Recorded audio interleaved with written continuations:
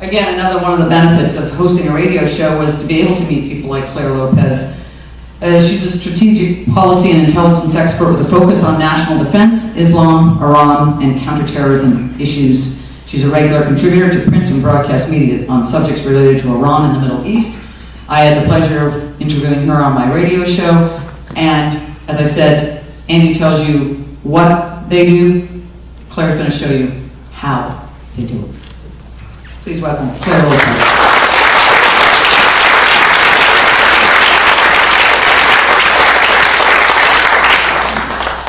Well, thank you very much for that wonderful introduction, and thanks to all of you for coming out tonight to be here with us tonight. I really appreciate it. So, Andy has given you the ideology. He's told you why Iranians, why Shiite Iranians think the way they do, told you how they have thought like this for centuries upon centuries with only brief interruptions like the Pahlavi dynasty of the 20th century.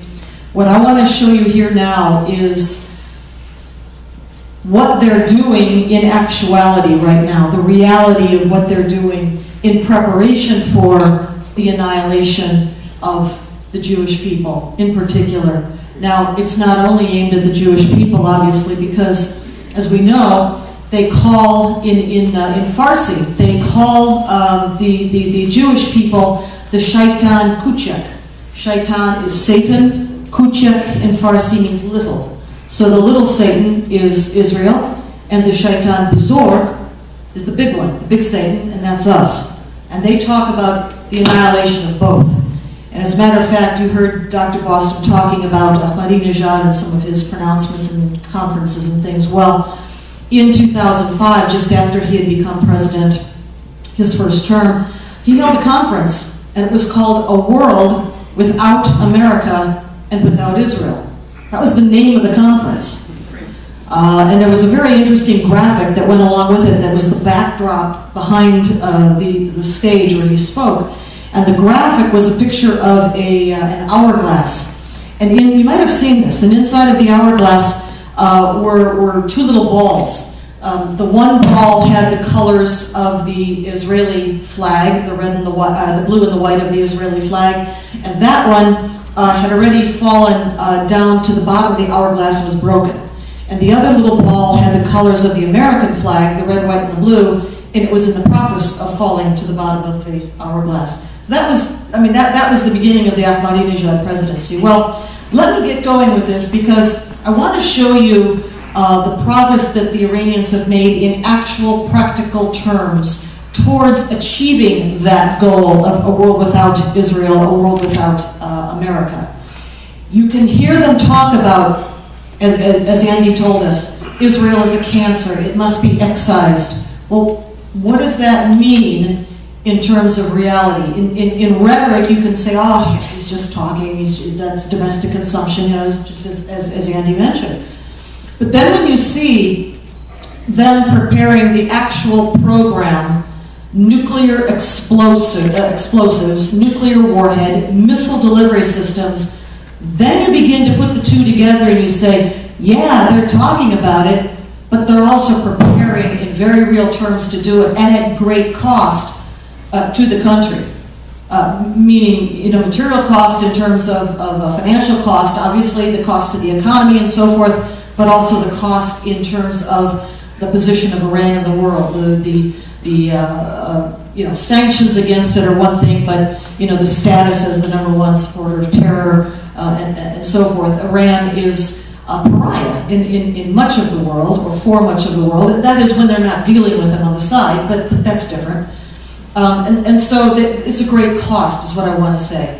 So let's begin here by looking at what set us on the course we're on right now. Everything, by the way, that you're going to see in here tonight, you can find this on the internet. All of this came from open sources that I'm going to show you, and you can find it too if you wanted to. But also, by the way, if you would like me to send you this PowerPoint after tonight, I'll be glad to do that. And up here in this little holder here are some cards that have my name and my email address on there. You write me, you ask me, I'll send you the slides, and you won't have to do all that research. It'll be right there. So When this new president that Andy mentioned, Hassan Rouhani, came to the presidency, we like to say that Iranian presidents are selected. They're not elected, they're selected. And that is by the Supreme Leader and the Guardian Council, which approves and vets all candidates. There usually wind up being about 5 or 6 of them, and everybody else gets rejected. So that's a selection. He came to the presidency last year in the middle of the year, August 2013. And because he kind of smiles a lot, his eyes twinkle or something. They said that about Khatami too, back in 1997 when he came to the presidency. But they call this guy a moderate. They think he's going to be a reformer.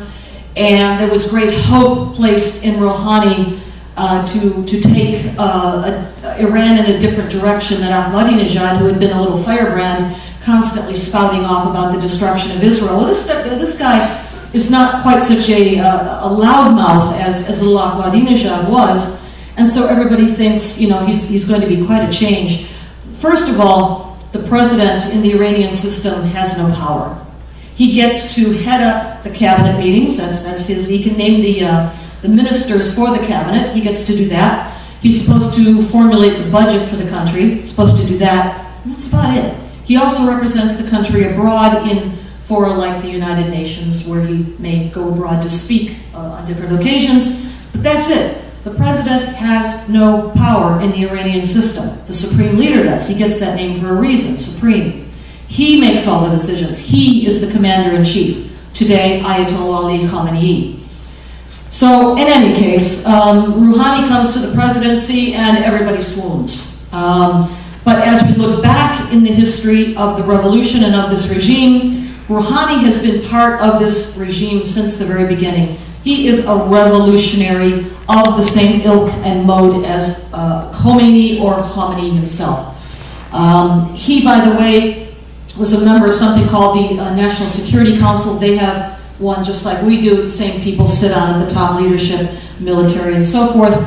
And he sat on this National Security Council for quite a number of years. And by the way, was part of the decision-making process back in 1992 and 94 when the bombings took place in Buenos Aires, one against the Israeli embassy and one against the Jewish Cultural Center there, 92 and 94. That's who the president is. So again, though, when we talk about the Iranian system, the commander of all the troops, all the military, and of the entire WMD program. It's not just nukes. We're going to talk about nuclear program tonight. But Iran has a very, very advanced biological weapons program as well as nuclear, and that includes things like weaponized anthrax, plague, smallpox, you know, that sort of thing, as well as a chemical weapons program. But we're going to talk tonight more about the nuclear. So if you please, the next one. Let's talk about these negotiations that led to the November 2013 agreement. Those negotiations began earlier in 2013, and that was between the United States and the Iranians, but did not include the Israelis. The Israelis were not even told these talks were going on. They found out from the Saudis, of all people. Politics and developments like this make for strange bedfellows sometimes. The P5 plus 1, as you heard Andy talk about again, are the permanent 5 members of the Security Council. That is UK, US, France, China, and Russia. And the plus 1 means Germany. So those are the negotiating partners who together with the IAEA, that's the International Atomic Energy Agency, the monitoring agency of the United Nations for nuclear programs around the world, and those who are signatories, like Iran is, to the Non-Proliferation Treaty. So the IAEA part of these negotiations, and Iran. So what did they agree to back there in November? They agreed to a 6-month trial or interim period. We are in that period now. The clock actually didn't start ticking on the 6 months until January, so there was a bit of time there, and so count from January forward. They agreed that Iran, number 1, and probably most importantly, you heard Andy say this, they get to keep all of their enrichment. They don't have to stop enriching. all they agreed, and they get to keep all the centrifuges that let them do that enrichment. Enrichment is the process that takes uranium from ore all the way to a nuclear bomb, essentially. It is the process that makes it weapons grade that you can put into a bomb and fashion into a bomb. They get to keep doing that, except just at a little bit of a lower level. They can't go up to 20% enrichment anymore. They can only go to 5%. But the point is that in terms of the difficulty of the technology, once you've gotten to the ability of being able to enrich uranium to the 5% level, counterintuitive as it may seem, you are just about, I mean, you can get to the weapons grade, and that is above 90% enrichment rather quickly, relatively speaking, to what it took you to get to the 5%. But okay, so they're limited to 5%, but they get to keep all the centrifuges. There's at least 19,000 of them now, and that's just what we know about. We don't even know where all the secret or the hidden sites are, but we know about 19,000. They also get to keep on working on newer generations of centrifuges that are faster by factors of 5 and 10 above what they have right now. So it almost eliminates, in a way, the advantage you might have considered they got by giving up enrichment to 20%, because they can do it faster now, and what they call the breakout period, that is the time they need to go from where they are now to nuclear bomb, is almost negated because of the speed now of these new centrifuges, which they get to keep developing. They also get to keep all of the uranium that they've already enriched, only some of it's going to be diluted down a little bit, so it takes longer to get to a bomb. So that's basically what they agreed to. They already have on hand, as you see here, 6,000 to 7,000 kilos of enriched uranium up to the 5% mark. That's enough, if they spun it up a little further, to make 4 bombs. And that's just what we know about. That's only what we know about. There are going to be some additional inspections at places you heard Andy talk about. Fordow, the one under the mountain, we'll look at that a little more later. Natanz, that is the enrichment site. Arak, which is the heavy water reactor, the parallel plutonium route to a bomb. So they've got both things going, just like North Korea did. Uranium, plutonium. One gets sidelined or slowed down, the other one is there. And these other sites. We're going to talk about the other sites as we go along here. Why is this guy so happy? He sure is a happy fellow, huh? Well, this is the foreign minister of Iran. His name is Javad Zarif. He formerly was Iran's ambassador. That is before the one that Andy just talked about. This was the former ambassador to the United Nations for quite a number of years, you see there, and he became foreign minister when the Rouhani government took power last August. Well, he's really happy because he was the chief negotiator in this nuclear deal that Iran just reached with the P5+1. And he has openly boasted in the past about using the negotiation process in order to advance Iran's nuclear program. He has openly boasted about that in public, on cameras rolling. So that's why he's happy, because he just rolled everybody. Next one, please. Well, this guy's happy too. I mean, he's even happier than the other one. Well, this is Rouhani. This is the president of Iran. As you can see by his dress, his outfit, he is a cleric. And he too is quite pleased at the negotiation process, and you can see he's very modern. He's on Twitter, okay? These guys are all on Twitter. You should look them up. And they post in English, make it even easier for all of us English speakers. And here's what he tweeted out shortly after that agreement was completed. He said, "Our relationship with the world is based on the Iranian nation's interests. In agreement, world powers surrendered to the Iranian nation's will." There's a screenshot of the book. Okay, yeah, it is so illustrative of how they think about us and how they think about, the negotiations. This isn't just for posturing. They think that they believe, and I think they do too. They rolled us. Next one, please. So, if you didn't get the message yet, here is the foreign minister, Javad Zarif, again. And 13th of January, the agreement is signed in November, right? This is January now, this year, 2014. And he goes to Beirut, Lebanon, to lay a wreath on the tomb of whom? Imad Mughniyeh. Don't know if that name means a lot to all of you, but Imad Mughniyeh was the #1 terrorist chieftain of Hezbollah for about 2 decades. His name may not be so familiar because he was not a very known figure, but I'll tell you what, the world intelligence and security services knew who he was. This is the guy who was the director, who organized and directed the 1983 bombing of our U.S. Marine barracks in Beirut. That was his coming out, if you will. That was his first major operation. From that point forward, he went on to train al-Qaeda. At one point earlier in the al-Qaeda history in Sudan in the early 1990s, when everybody came there to meet up, and Osama bin Laden was there, al-Mahdi was there, all the jihadi. It was jihad jamboree. The PLO was there, the PFLP was there, and the Iranians came there, and also al-Mahdi and Hezbollah were there. And Osama bin Laden had noted the big truck bomb. By the way, that truck bomb at the Marine barracks was the largest explosion in world history, aside from the nuclear explosions of Hiroshima and Nagasaki to that date, the largest. So Osama says to the Iranians, you know, I really like what your boys do with explosives. Can you teach our guys?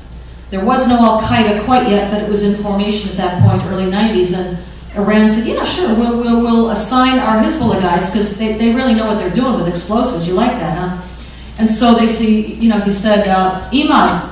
And Imad Mubniya was assigned at that point to teach al-Qaeda explosives, big explosives with truck bombs that bring down buildings. So that's who he went to lay a wreath on his tomb. That's who that was. Did we get the message yet? Next. Just in case we did not, here is the General Mohsen Rafiq Dost. He was a top 1980s IRGC commander, IRGC Islamic Revolutionary Guard Corps commander, and he is still an IRGC, a top commander. He said, just in case we missed it, we pursued ways in order to gain nuclear arms. I mean, they're telling us right out what they do, what they have done, and what they intend to do. Well, look at these side-by-side perceptions of the objectives in these negotiations. U.S. side, here's our President Obama speaking last November, and he says, well, after the agreement was reached, he says, for the first time in nearly a decade, we have halted the progress of the Iranian nuclear program. Not so much. And on the other side there on the right, we have, again, our favorite foreign minister, Javad Zarif, and he also about the same time, I guess about the same date, speaks and says, it's an opportunity, the agreement, to end an unnecessary crisis. Well, what was the crisis in his view? It was the sanctions. He wanted to end the sanctions, and that's what Iran got out of it. As you heard Andy say, the international sanctions regime is busted. It cannot be put back together again. It is a stampede, practically, of businesses trying to get into Iran to do business with them now. It's over. The sanctions regime cannot be put back together again. So the talks are going on. The next meeting will take place very shortly, just in a few days. They're going to convene once again in Vienna to continue the talks about more talks, apparently. But there's a purpose to this madness, and Iran knows that as long as the talks go on, you know, Israel cannot move. The IAEA is supposedly inside of Iran with their inspectors inspecting something. And so they know that they are halting the offensive process by which their program could be stopped as long as they keep the talks going. So that is the major purpose on the Iranian side for continuing the talks. Now, the other thing that I want to mention is how other events in the world affect the Iranian issue. And it is all interconnected in some way. And that is, I want to talk about, of course, Crimea and Ukraine, and the weakness that the Western has shown, not just the United States, that's a given, but the European, well, maybe that's a given too, and the European Union and NATO. No, Ukraine is not a member of NATO, but in any case, the weakness that we all collectively have shown have emboldened our adversaries, and these are the adversaries up there. Russia, of course, China, and Iran, and it draws them closer together in their adversarial position. Russia and China, of course, in the United Nations of the Security Council, and using that position in the UN, of course, to defend Iran and keep it from the kind of actions that might be taken otherwise. So even very specifically, the Russians, the foreign minister, the deputy foreign minister in this case, Sergei Rabikov, actually openly made the linkage between the P5+1, the nuclear talks, and Ukraine, and said basically, if you, the United States, aren't a little more amenable about things, and maybe the word is flexible, then we could possibly be linking these two issues, and you would have more trouble with the Iranian, more trouble I can hardly imagine, but that's what he's saying. It could get worse. And then in the interim as well, Iran flatly states its leadership figures, numbers, different ones of them have said very outright, they will not dismantle anything in the nuclear program. And indeed, the agreement doesn't call for the dismantlement of everything, but they just want to make sure that we know they're not going to dismantle anything. They're going to continue enriching uranium. They're going to continue building up Arak, which is that plutonium-heavy water reactor, alternate plutonium route, and the missile program. So, meanwhile, we see some orchestrated theater, as I like to call it, in Tehran.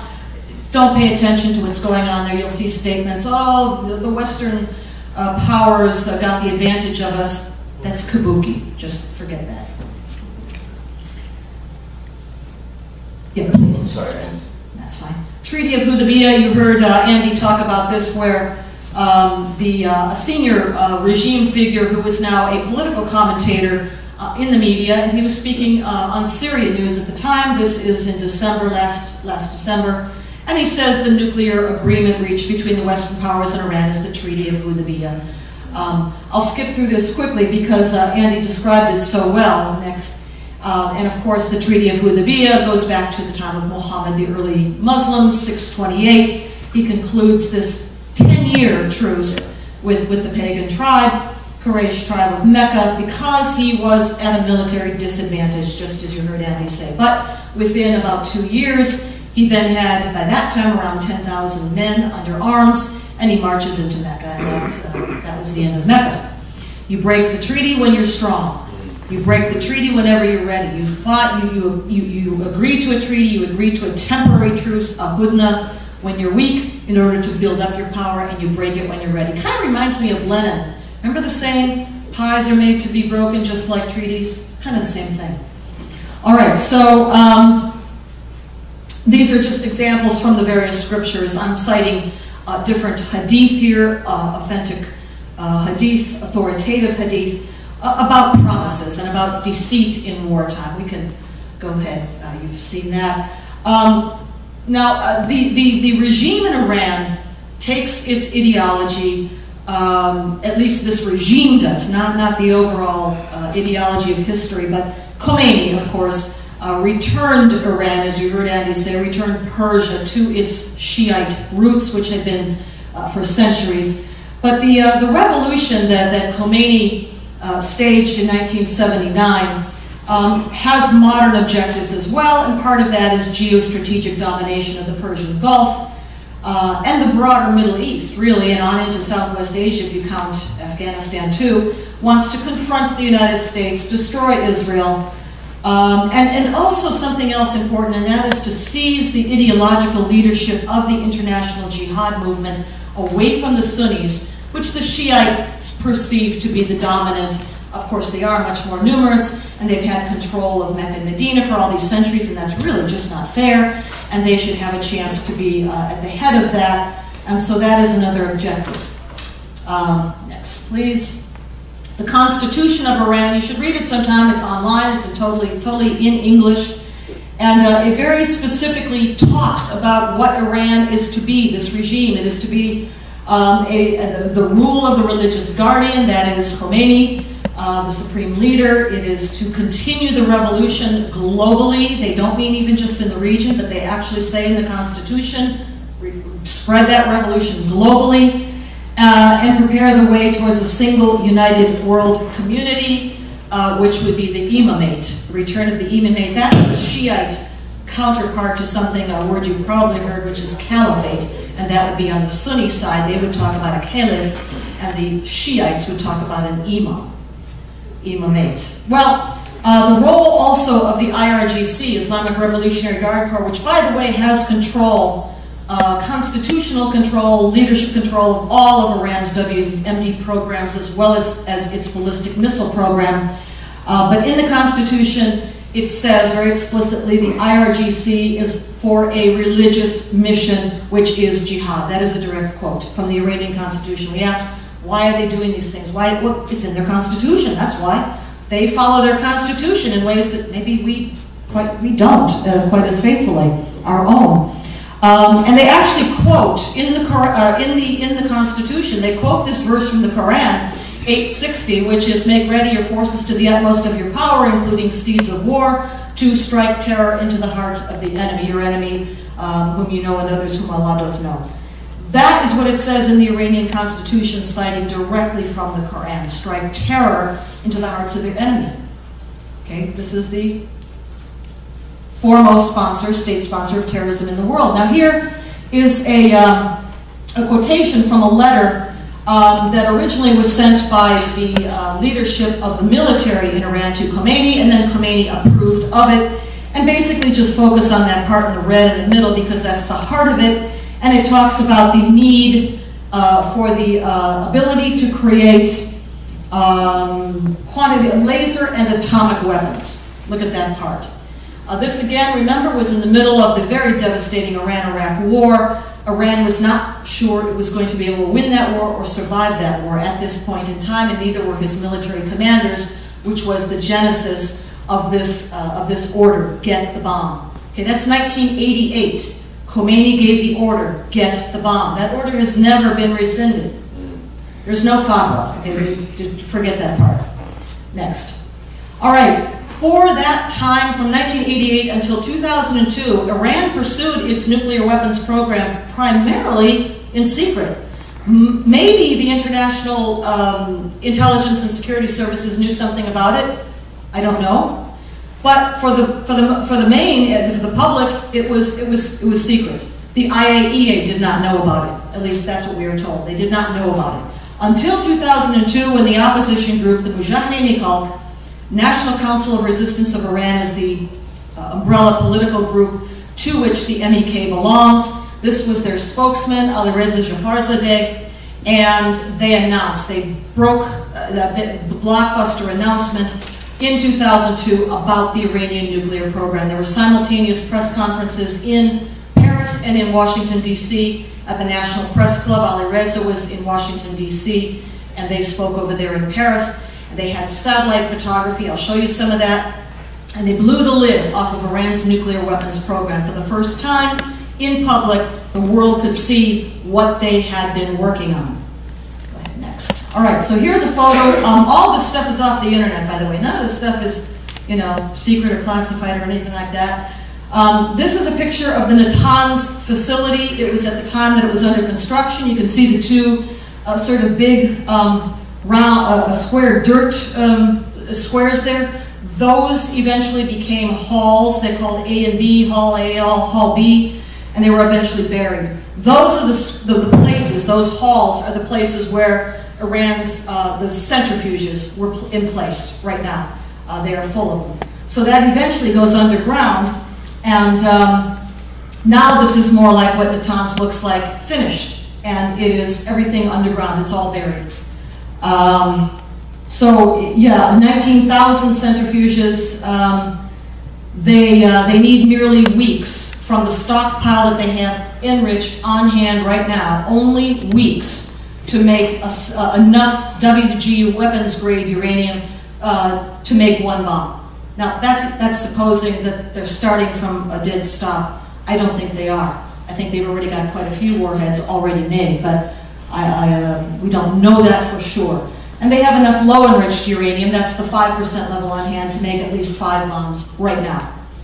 Next, this is the Isfahan site. It's above ground, as you can see. It's what's called a conversion site, and that is the place where they take the raw ore mined out of the mines, and they use a chemical process to turn it first into something called yellow cake, which is actually sort of a yellow powdery substance, and from there more chemical processes turns that yellow cake into gas. First of all, uranium tetrafluoride, which is what they call green salt, and then ultimately uranium hexafluoride, and that is the gas that gets sent over to Natanz, the place we saw buried, to spin up in the centrifuges. Centrifuges are tall, narrow cylinders made out of special steel, which have inside of them blades that whirl around and around at almost supersonic speeds. They're spinning on a platform of ball bearings, very special, very highly technical, all this stuff. But what you do is you feed the gas in there, and the spinning makes the heavier enriched part fall out, and then it goes down a cascade. These tubes are linked one to the next, and at every step of the connection, they get more highly and more highly enriched uranium out of the product. That's why it's called a cascade, moves from one to the next. This is Arak. Arak is the heavy water reactor plant that the IAEA is now allowed to visit, but by the way, the Iranians said they're not going to stop building on this thing. It's not complete yet, it's not up and running, it hasn't gone hot, as they say, but this is the site to be of a heavy water reactor which can produce plutonium, which is another way to make a bomb. And that is supposed to go active next year. I don't know if it's totally on schedule or not, but that's Arak. This place is interesting. Labizan Shian was a site near Tehran, the northern sort of outskirts of Tehran, the suburbs there, and it was revealed by the opposition, by the NCRI in May 2003. They were working on both biological weapons there and nuclear weapons. It was a military site, and here you can see it as it was then first revealed. Now, what happened after the revelations, the Iranians were taken by surprise by those revelations. They did not know that the opposition had all this information. They did not expect these press conferences. So they went panic stations. What are we going to do? What are we going to do? Well, in the case of this place, what they decided is to raze it to the ground. And you can see here now in this photo how the place has been just denuded. The buildings are gone. They took out every last tree, bush, blade of grass, and they scraped the earth down to, I don't know, 6 centimeters or something, and they carted it off, I do not know where, and this is what it was left with. This is what it looked like after. And the story they gave is that the municipality of Tehran really wanted a municipal park, you know, for the kids and the picnics, and they just thought they should give this property to them, you know, and that's why they did this. They wanted the municipality of Tehran to have a place for picnics and tennis courts, and you know, and so that's what they did, and there it is, gone. But now you may remember that it was believed when that site was destroyed that, oh, the Iranian program, it's done, finished, it's ended, they stopped. Oh, that's great, now we're done, we can go to something else. Well, not so much. What they actually did is moved it elsewhere. And the Pentagon actually was right in at least some of its reporting. And it talks about how the Iranian program was moved into more hardened sites, the underground sites, the tunnels, the bunkers, under mountains, and so forth. And that is what that report was about right there. Next, please. But we keep finding more places. Writ large, the international community, the United States, satellites, the opposition, Iranian opposition. Here is a plant at a place called Qom. It is also called Fordow. It's called Qom because it's very near to the theological city of that name in Iran, but it's more commonly known, I suppose, as Fordow, and it is under a mountain. It is really buried. It is another place where they do enrichment. It's got centrifuges in it, probably about 3,000 centrifuges there.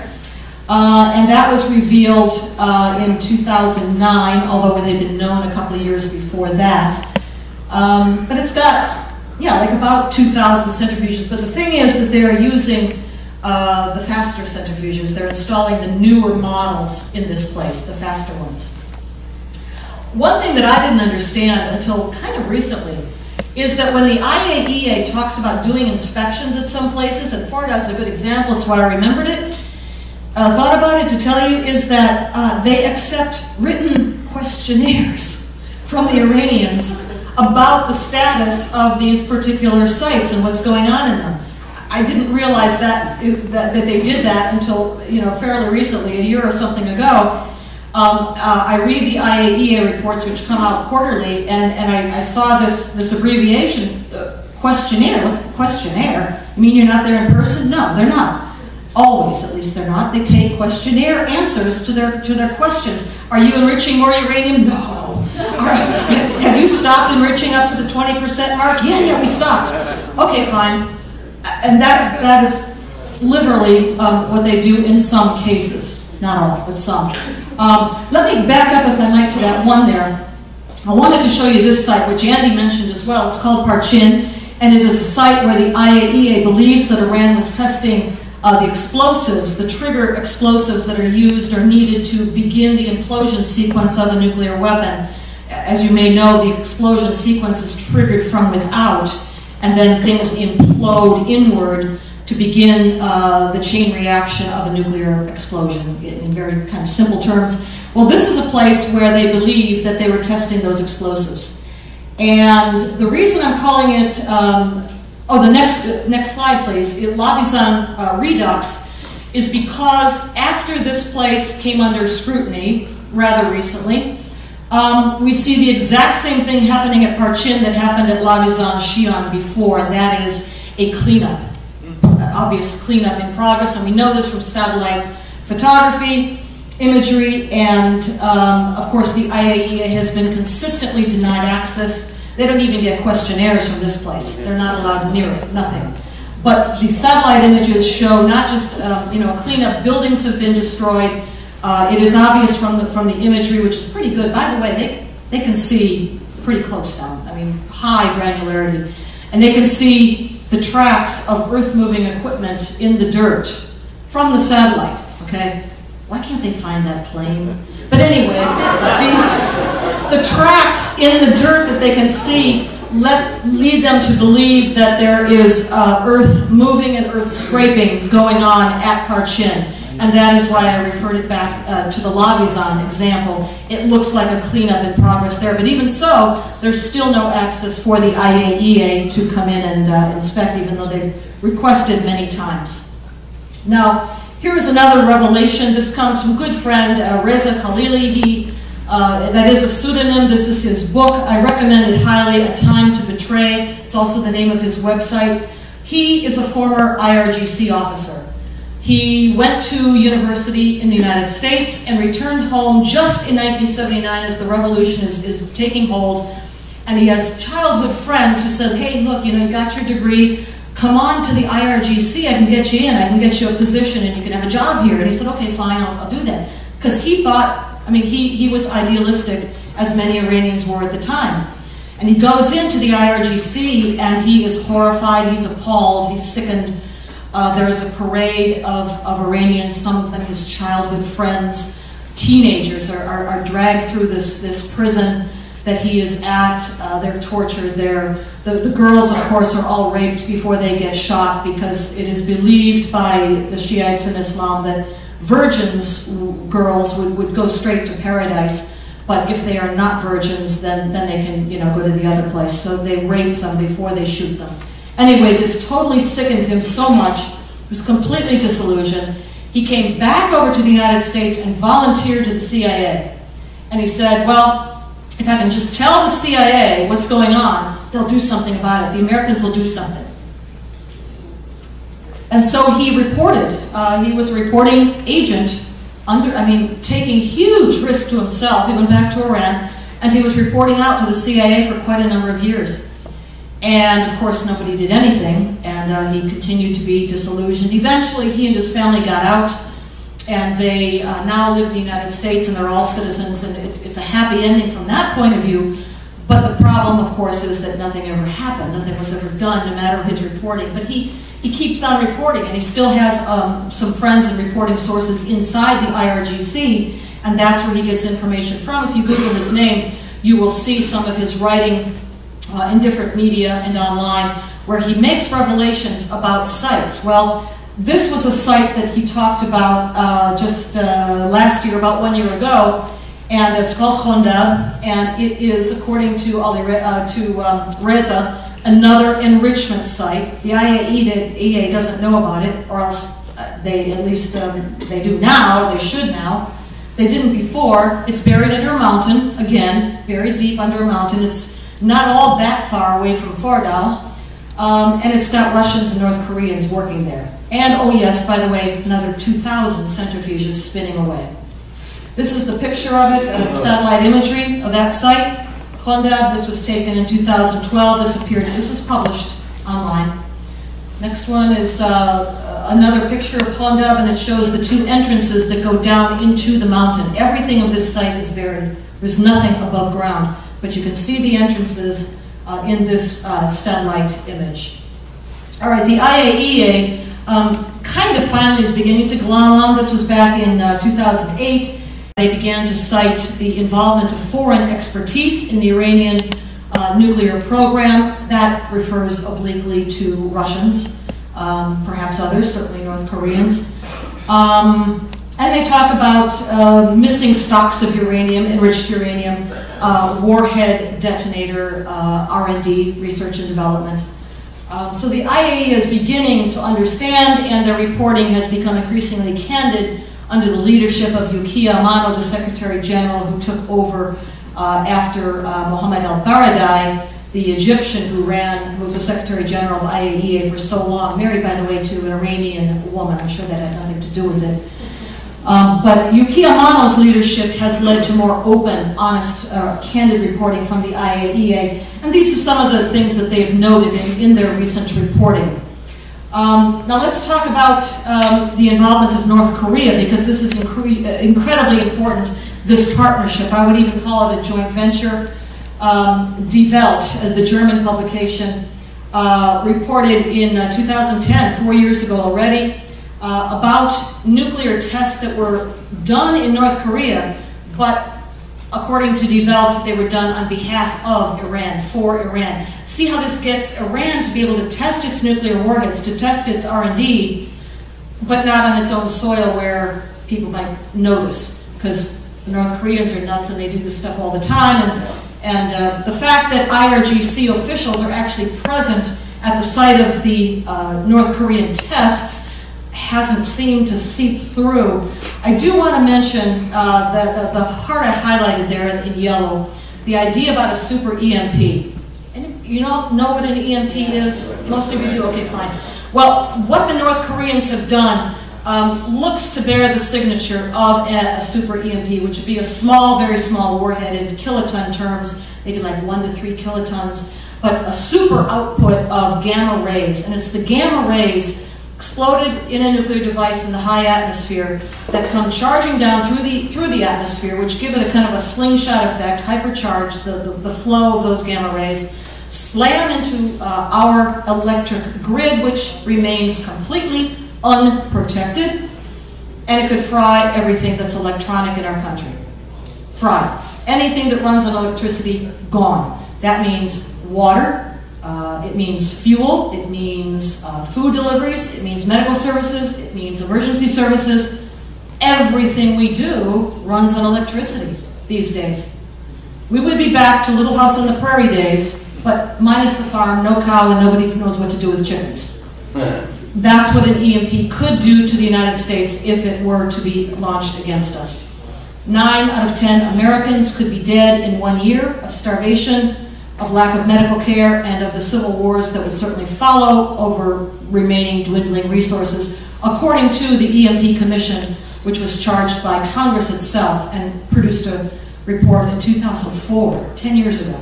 So that is what it looks like the Iranians and North Koreans together are working on. Let's go to the next one here. So I do call it a joint program or a joint venture. I want to talk about the missiles because, of course, this is the delivery system that these nuclear weapons would ride on, probably. They are working, the Iranians have been working for a very long time on missile development with North Korea. North Korea originally got its nuclear, or its missile expertise from the Russians, and then they developed it further, and together with the Iranians, which probably bankrolled a good deal of that R&D. And the Iranians now have ICBMs, intercontinental ballistic missiles, which I think in the next slide here, oh, not quite, but just showing some of the, no, go ahead to the next one, but I mean, they are showing some of the capability of these intercontinental ballistic missiles that Iran currently has already in its arsenal. The range, you know, covers the entire Middle East right now, at least. Now the next one, and I think that's, oh, this is a sort of a chart of some of the missiles in the Iranian inventory, and you can see how they range from, you know, the smaller all the way on up to the great big Sigil, which is here off on the right-hand side of the slide, and with a 2,000-kilometer range. That is way more than the Middle East. It's way farther than to Israel. Let's go to the next one. According to the Pentagon, open source reporting says that the Iranian intercontinental ballistic missile range will be sufficient to reach continental United States from Iran next year, 2015. Okay, they don't need that range for Israel. Israel might be, you know, in the bullseye, and it most certainly is. But this missile, this one, that's not for Israel, and it's not even for the various U.S. bases and facilities that we have all throughout the Middle East. They can reach that already with other things in their inventory. No, this one, this is for us here. This is what that range is for. Next, please. All right, why doesn't our leadership understand this? Why don't they seem responsive to these? Everything I've shown you, I told you, it comes from open source. It's completely on the internet and from talking to people that anyone could speak with. Why don't they seem to react to it? Why? Well, part of the reason is what I call the Iran lobby. Well, I don't call it the Iran lobby. Actually, the Iranians called it the Iran lobby in their own media, newspapers, which I read a little bit of Farsi, and they actually wrote Iran lobby dar Amerika, the Iran lobby in America, and they wrote this in Farsi in their own newspapers, at least two of them that I saw. And what that means is a network of influence operations running here in the United States, affecting the top levels of our security infrastructure, our intelligence community, and foreign policy making circles. This photo here is of Trita Parsi. He is the founder and the president of something called NIAC, the National Iranian American Council, NIAC. And that organization ostensibly is a 501c3. That means a non-profit organization which is supposed to engage in educational and maybe charitable activities. They are not registered as a lobbying organization, nor, by the way, are they registered as a foreign agent. There is an act, you may have heard of this bill, FARA, F-A-R-A, Foreign Agent Registration Act. Well, they haven't registered for that either. But these guys are all over Capitol Hill. They are all in our intelligence community. I'll tell you a story very quickly. I used to teach at a place called the CI Center. It was a private, it is still, I guess, a private company, for-profit company, whose students mostly came from the intelligence community, and they were the analysts, top secret security clearances on the yin-yang alphabet soup. And I taught them about the Iranian intelligence and security services. I had an 8-hour presentation on that, all open source. And on more than one occasion, I had somebody from the CIA waving their hand at me. Yes, well, you know, when you talk about influence agents and influence operations, you mentioned Trita Parsi. Well, we know he could not possibly be an agent of influence because he comes out to Langley and he lectures to us. He teaches our analysts. But he couldn't possibly be an agent of influence. Hello? This is part of why our leadership does not know about this, does not understand the importance of it. Also because they don't read Andy Boston's books. Next, please. So I'm going to conclude here, only a couple left. It's always a question of, well, is that domestic consumption? Are they just bragging? Is that just bluster when they talk about these things? When they threaten, for instance, that which they have to give nuclear technology to terrorists. This is a quotation from the very pro-government, government-owned newspaper called Kehan, in which it was printed here just a few years ago. If the U.S. strikes Iran with nuclear weapons, there are elements which will respond with nuclear blasts in the centers of America's main cities. Do they mean it? Can they do that? I don't know, but this is what they say. Next. The genocidal threats, of course, against Israel just never stop. This was 2 years ago. This is Major General Hassan Firuz al-Badi. He is the chief of staff of the Iranian military, kind of like the chairman of the Joint Chiefs of Staff in the United States. Well, that's his position. And he says, the Iranian nation is standing for its cause, which is the full annihilation of Israel. Okay, this is like the General Martin Dempsey of Iran. That's who that is. And this is what he's saying out loud in full, in front of the microphones and the cameras. Completely openly. We'll conclude here with this statement from a member of the Iranian parliament, which is called the Majlis. And this was only a couple months ago, in which this member said, we are not looking for a nuclear bomb, but having a nuclear bomb is necessary to put down Israel. This is a member of their parliament. It's like if, I don't know, John McCain or somebody said, we need a bomb to put down, I don't know, whomever. That is the equivalent. That is what he's saying, again, openly in front of the microphones. So the last slide here, the last question I'll leave you with, are they rational? If rational means value the survival of the nation and its people above all other values or combinations of values, then maybe not. But in their own paradigm, which, as you heard Andy describe, is a paradigm of Islamic jihad and Sharia and doctrine, then within their own paradigm, and they believe that invoking chaos, instigating chaos, war, and strife on earth will bring back the Mahdi, the 12th Imam, the messianic figure of Shiite Islam, the 12ers anyway.